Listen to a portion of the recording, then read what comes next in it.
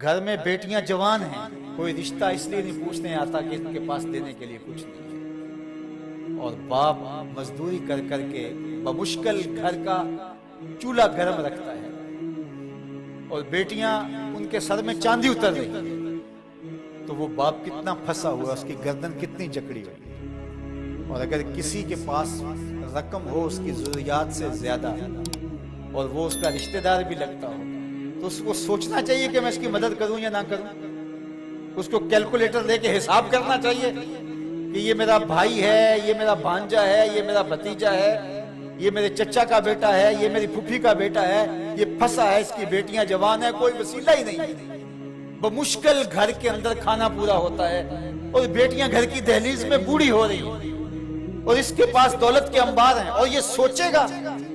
اللہ فرماتا ہے یہاں بغیر سوچنے کے چھلانگ لگانی پڑے گی، یہاں نفع نقصان نہیں دیکھنا پڑے گا، یہاں کساد بازاری کا نہیں سوچنا پڑے گا۔ فَلَقْتَحَمَ الْعَقَبَةَ، یہ بغیر سوچے سمجھے کودا کیوں نہیں، یہ مشکل گھاٹی چڑھا کیوں نہیں۔ وَمَا أَدْرَاكَ مَا الْعَقَبَةُ، یہ جانتا ہے کہ مشکل گھاٹی کیا ہے۔ فَكُّ رَقَبَةٍ، کسی پھنسے ہوئے کی گردن کو چھڑانا ہے، کسی مشکل میں پھنسے ہوئے لوگوں کی مدد کرنا ہے۔ تو اب یہ سوچے گا کہ ابھی تو میں نے فلاں پلاٹ بھی خریدنا ہے، ابھی یہ بھی کرنا ہے، ایک فیکٹری نہیں لگانی ہے میں نے تو اس کے لیے رقم جمع کر، کیا یہ ضربیں تقسیمیں دے گا؟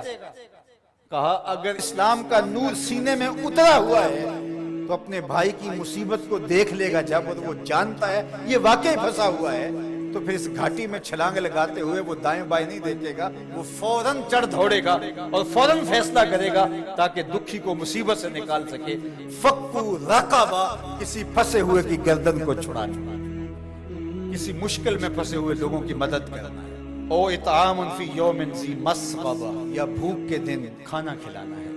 لاک ڈاؤن لگ گیا، لوگ ترس گئے، فاقے آ گیا، گھر میں بہت پڑا ہوا ہے، تو یہ سوچا جائے گا کہ میں نے تو 3 سال کے لیے رکھا ہے اور یہ بندہ ریڑیاں رگڑ کے مر رہا ہے، اگر میں اس کو دے دیا تو 3 سال کے بعد تو میرے پاس کچھ نہیں ہوگا۔ یہ بات سوچنے کی نہیں تھی کہ 3 سال بعد میرے پاس کیا ہوگا۔ قرآن کا جو اسلوب ہے، قرآن جو ہمیں زندگی سکھاتا ہے وہ یہ ہے کہ یہاں سوچنا نہیں، تمہیں عقل سے سوچ کے کام لینا، یہ بہت مرحلے ہیں، کہیں عقل کو پیچھے کرنا پڑتا ہے۔ اقبال نے کہا تھا بہتر ہے کہ دل کے پاس رہے چراغ عقل، بہتر ہے کہ دل کے پاس رہے چراغ عقل، لیکن کبھی کبھی سے تنہا بھی چھوڑ دے۔ کبھی ایسا بھی موقع آتا ہے کہ پھر اس کو پیچھے کرنا پڑتا ہے، یہ اپنا نفع نقصان، اپنی ضربیں تقسیمیں نہیں کرنی ہوتی کہ میں نے تو 3 سال کا بجٹ رکھا ہے اور ہمسایہ فاقوں سے مر رہا ہے اور بندہ کے سال کے میرے تو پورے ہیں، وہ یوں جمع تقسیم کرتا رہے، یہ مشکل گھاٹی ہے۔ تو کہا اس کو یہ مشکل گھاٹی چڑھنا ہوگا۔ وَمَا أَدْرَاكَ مَا الْعَقَبَةُ، جانتے ہو مشکل گھاٹی کیا ہے؟ فَكُّ رَقَبَةٍ، کسی پھنسے ہوئے کی گردن کو چھڑانا ہے۔ او اطعام فی یوم ذی مسغبہ، بھوک کے دن کسی کو کھانا کھلانا ہے۔ یتیماً ذا مقربہ، کسی قریبی یتیم کی مدد کرنا ہے۔ او مسکیناً ذا متربہ، یا خاک نشین مسکین کی مدد کرنا ہے۔ یہاں جو لفظ قرآن نے استعمال کیا نا، یتیماً ذا مقربہ، قریبی یتیم، تو کیا اس کا مفہوم یہ نکلتا ہے کہ جو دور کا یتیم ہے اس کی مدد نہیں کرنی؟ نہیں، بلکہ علماء تفسیر نے یہاں نقطہ بیان کیا کہ بندہ دور پار کے یتیموں اور غریبوں کی مدد کرتا ہے اور ان کی تصویریں بھی کھنچوا لیتا ہے دورے موجود میں، اور داد بھی لے لیتا ہے اور سخی بن کے سامنے آ جاتا ہے، لیکن یتیم خاندان کے اندر ہو تو ان کی مدد کر کے بندہ نمائش نہیں کر سکتا کہ میں نے اپنے بھتیجے بھانجے کے ساتھ یہ کیا ہے۔ جو بندہ نفس کا غلام بن جاتا ہے اس کے لیے مشکل ہو جاتا ہے۔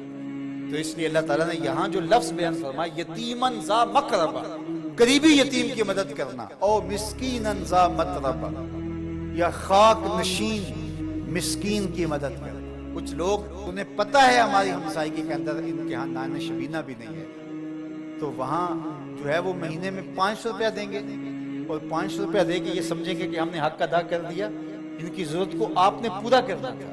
مختلف لوگوں کو تو آپ کروڑوں روپے بانٹ رہے ہیں، اور آپ کی فیکٹری میں جو ملازمت کر رہے ہیں آپ ان میں کتنوں کو جانتے ہو کہ مشکل سے اس 15,000 روپے سے اس کا گھر چلتا ہے، اور اس کی بہنیں جوان ہیں، اور یہ بیچارہ اوور ٹائم بھی لگاتا ہے، پھر بھی گھر کا خرچہ پورا نہیں ہوتا۔